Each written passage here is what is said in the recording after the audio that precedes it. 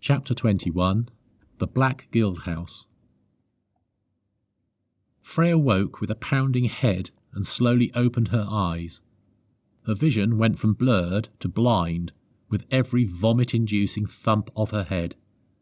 Vaguely realising that she was slumped against something hard, she rolled her head from one side to the other in an effort to gauge where she was. She felt utterly lifeless and was finding it difficult to focus. This wasn't helped by the fact that all she could see was darkness. It must have been one wild night, Freya thought to herself. I should really lay off those fluorescent fruit smoothies of ligazes. Mustering all the strength she had, Freya attempted to get up from the cold, hard floor. It was then she realised that she couldn't move. Even her arms were pinned to her sides. Looking down, Freya could see that she was tied to a large square stone pillar by a thick and unforgiving shiny black rope. "Guess I'm not in the forest any more," Freya muttered, "and judging by the rope, I'm probably not in a friendly place either." Resting her head forlornly on the pillar, she lamented her bad luck. "I really do attract the wrong men."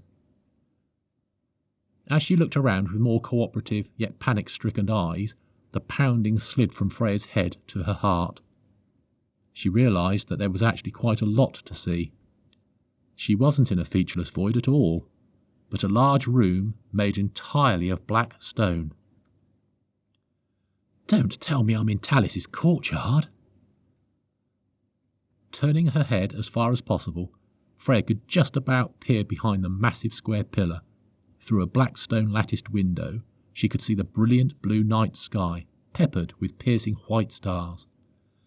I'm indoors," concluded Freya silently. "I can't see a ceiling, but, based on these pillars, I imagine somewhere in the heady heights of that darkness there is a large and impressive one. This could be a part of Talis's castle we didn't see, but I really can't believe he'd leave any of his rooms bare. Unless I'm in a dungeon, of course." A shiver went down Freya's spine. The thought of being in the dungeon of a powerful vampire didn't seem a good situation to be in, no matter how charming the captor. Freya gazed into the nothingness that spread before her. It intrigued the scientist in her to find that she was clearly in a room with walls, floor and ceiling, yet, after a few metres in any direction, all the black stonework merged with the darkness and disappeared. It had the effect of keeping her in a bubble of ignorance, only allowing her to see what was right in front of her. Smiling to herself, Freya thought that perhaps a small view of the world wasn't always bad. In this instance, it was kind of comforting. Suddenly, the sound of igniting flames forced Freya to focus on matters to hand. 2 miniature raging blue and white infernos were dancing in black metal baskets, revealing a wall with an archway to her right. "I think that's my cue to leave." She reached for the rope with her fingertips and attempted to convert it. This seemed to enrage the rope. Freya yelped, although she wanted to shout, as the rope span fiercely around her body, cutting into her as it constricted its coils. Freya's heart tried to race as adrenaline coursed through her veins, but the coils were too tight, making every beat feel like a hammer blow against her chest. As her circulation slowed, her hands fell to the floor. With a gasp, she tried to convert the stone slab into energy, but it would not yield. Freya let out a pathetic whimper and began to black out. A high-pitched whine filled the room as it started to blur out of existence. The rope became so tight she could no longer breathe. Freya's head flopped towards the archway. The blurred flickering of the blue and white flames was almost soothing. In one last, desperate attempt at survival, Freya tried to absorb any energy from her surroundings, be it the air, the stones, or, if only she could, the fire. It was futile. The room simply would not yield to conversion as the rope bit into her flesh. Sweat trickled down Freya's face as the blurring blotted out the world and the whining silenced the crackle of the flames. Freya was sure she was dead, and she hadn't gone to where she had hoped. Her jaw felt like it was in a vice of needles. She had no control over her head as it was shaken from side to side, making the needles dig in harder still. She could not see. Her heart clanged against her ribs, and her rib cage felt as unbearably tight as it had done in her final moments. A pang of despair flooded her body as Freya realised she was in hell. Through the high-pitched whining, Freya could hear something brutish and callous. "For someone from the East Gate, you're not very smart, are you?" Freya wanted to burst out crying, but could not take a breath to do so. Suddenly, she felt a violent tug, and the crushing pressure around her body eased slightly. Freya breathed in until it felt like her chest would burst. On the out-breath, she let her emotions out in a flood of tears. She was alive. The world gradually came back into focus, and Freya realised that she was still in the room she thought she had died in. Only now it was even darker than before. The vice of the needles lifted her head up to reveal the source of the darkness. In front of her was a humanised dog. Hope returned as Freya realised that standing before her was an immortal. It had to be. Like all those she had seen, this one was two-tone in colour, with a rippling grey torso against a background of dense black fur. With its stout Rottweiler-like face, this immortal looked more brutish than Havoc. It wore a red leather collar bristling with dagger-like points. More intimidating still, its large red eyes were devoid of pupils. As she gazed into them, she became aware that the immortal was clutching her jaw, digging its small pointed white claws into her face. Tentatively, she asked the immortal's name. "Odin?" In a thuggish tone, Odin replied, "So you've stopped crying now? Good. I can't stand that sissy stuff." Odin snarled to reveal his trademark blood-stained yellow teeth before roughly letting go of Freya's face. His torn khaki three-quarter-length trousers and thick silver chains on each wrist completed the unforgiving look. Sniffing to hold back the tears, Freya continued, "So, you're an immortal too. Did the Avatars Guild send you to help Talis before?" Odin gave a brutish huff. "I'm an immortal all right, but I'm not with that wimpy do-good guild. You're in the guild house of the Black Guild. If you stop that pointless struggling, you may even get a tour." Bending down, his rancid breath forcing her to turn away, he added ominously, "Of course, it'll probably be the last thing you do." Fear rushed into Freya's heart, but, accustomed as she had now become to having fear as company, she kept her cool. "So, I take it the Black Guild is the opposite of the Avatars Guild." Odin scowled at Freya. "That's right. The High and Mighty Avatars Guild say they work in the best interest of all Akatsuki. But you don't see them helping out those from the South Gate much, do you? No, they send Devastator instead." Freya tried, surreptitiously, to recall her ball of golden string, to bring Havoc to her aid, before talk of the Avatars Guild made Odin do something rash. Baring his large fangs, Odin growled and pushed his face up against hers. "Go on. Call that mangy pussycat. I've been dying to sink my teeth into him for a long time." Odin juggled the ball of string in one hand. "Only you'll be needing this, won't you? I think I'll keep it and call him myself, around lunchtime. Ha!" Freya watched helplessly as Odin juggled the string on his way out of the room. Under the archway, he turned back towards Freya. "Don't do anything stupid again. I don't like being your babysitter, and next time I may just let the rope finish you off." At least Freya knew that she had not died and gone to hell, but she was living it instead, which was little better. She sat there not knowing what to do. Any action she took seemed to feed the rope, causing it to tighten, and it was hardly loose to begin with. Freya sat and stared, limp and powerless, into the darkness that spread before her. Suddenly, the pale form of a face began to appear, floating in the void before her and making her jump. As she jerked back, the rope tightened, but before panic could set in, the familiar smooth Spanish accent of the mystery man spoke soothing words of comfort. "Senorita, I'm sorry that you have been brought here. It was not my intention." The mystery man strode out of the darkness and over to Freya. "But," asked Freya. Before she could finish her sentence, the mystery man put his finger to her lips.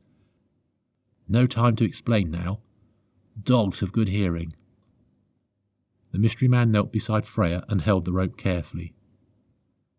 "This rope takes any energy used to remove it to make itself tighter.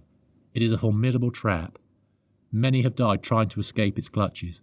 The only way to loosen it is to put energy in with one hand and take it away with the other before it gets a chance to tighten." Looking into Freya's eyes, the mystery man continued, "I will loosen the rope, but you will need to get away from it quickly. Are you ready?" Freya was numb with fear at the thought of being constricted to near death again, but having the mystery man with her gave her hope, and she nodded her acknowledgement. The mystery man heaved the rope back with his left hand, withdrawing energy with his right. The coils loosened just enough for Freya to use the smoothness of the slab to her advantage and slip out from under its grasp. Freya jumped with joy and stretched as if reaching for the gods. She breathed in the life-giving air and hugged the mystery man as he got up from the floor.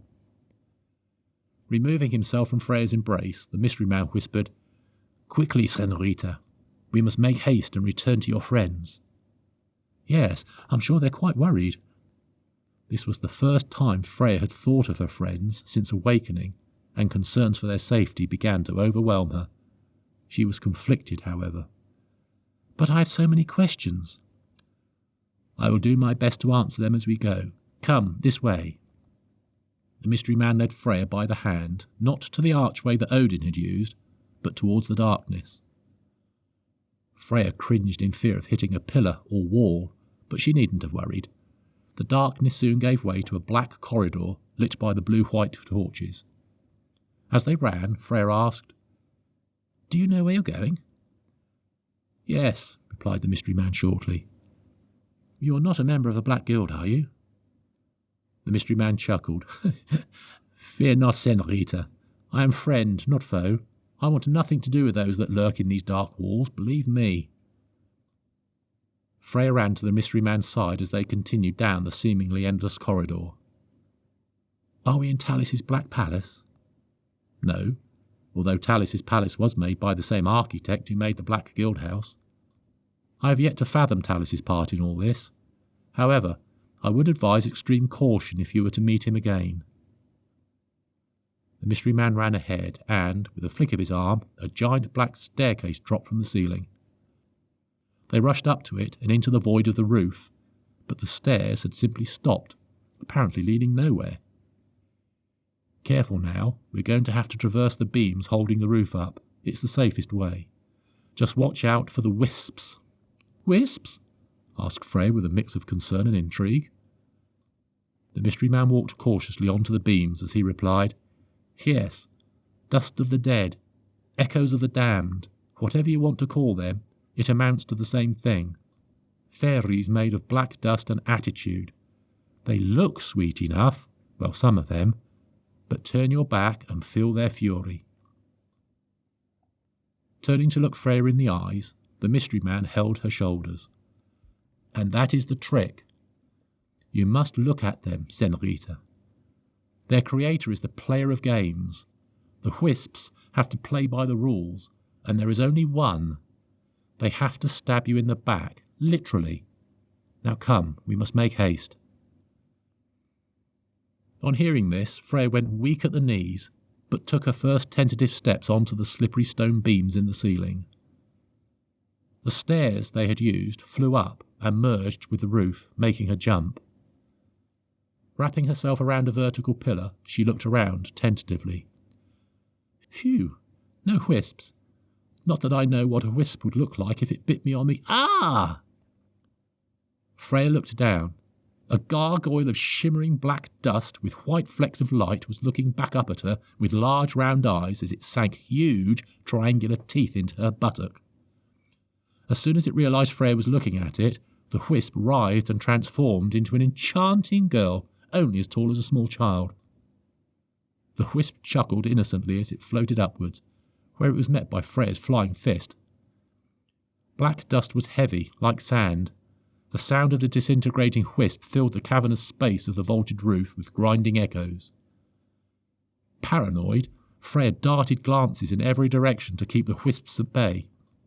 She reversed tentatively along the pillar, only to lose her footing and fall flat on her front. She raised her head quickly to see a wisp rise up from the pillar and dive towards her, all fangs and claws.